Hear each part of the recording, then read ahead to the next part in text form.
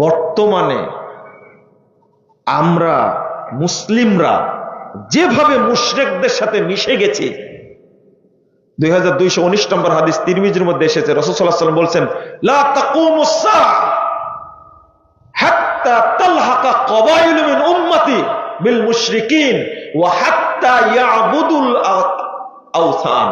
লা তাকুমুস সাআ, কিয়ামত অনুষ্ঠিত হবে না যতক্ষণ আমার উম্মতের বহু দল মুশরিকদের সাথে মিশে না যাবে।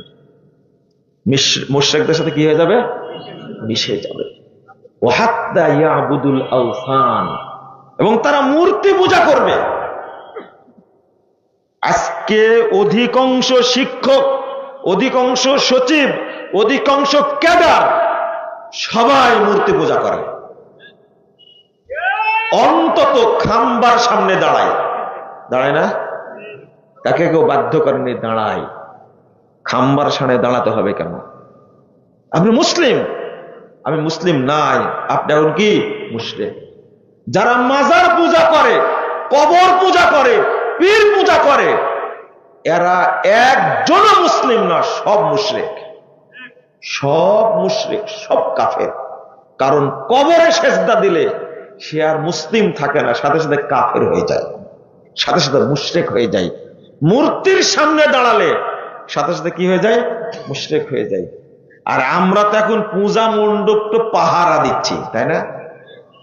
পাহারা দিচ্ছি মানে কি? লা হাওলা ওয়ালা কুওয়াতা ইল্লা বিল্লাহ। মসজিদ ভেঙ্গে দিলে চোখে পড়ে না, আর পূজা মণ্ডপ পাহারা দেওয়ার জন্য 24 ঘন্টা গ্যারেন্টি নেন আপনি, তাই না? এর ফজিলত হচ্ছে এইটা, ওই যে গাজীপুরের ইমামকে কি করেছে? অপহরণ করেনি? আজকে আরেকটা শুনলাম অপহরণ করেছে না? এটা হলো মন্দির পাহারা দেওয়ার ফজিলত। আরো পাহারা দেন, আপনাকে একদিন গুম করা হবে। আল্লাহ রাসূল বলছেন, এই হাদিসগুলো বললেও সমস্যা, এই হাদিসগুলো বললেও সমস্যা।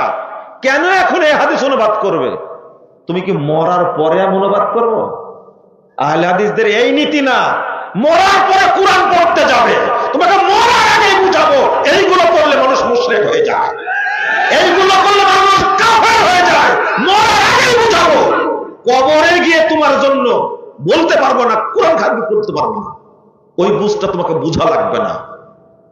আগে বুঝা উচিত কাফের হয় মানুষ কি করলে, মুশরিক হয় মানুষ কি করলে, এটাকে বুঝতে হবে।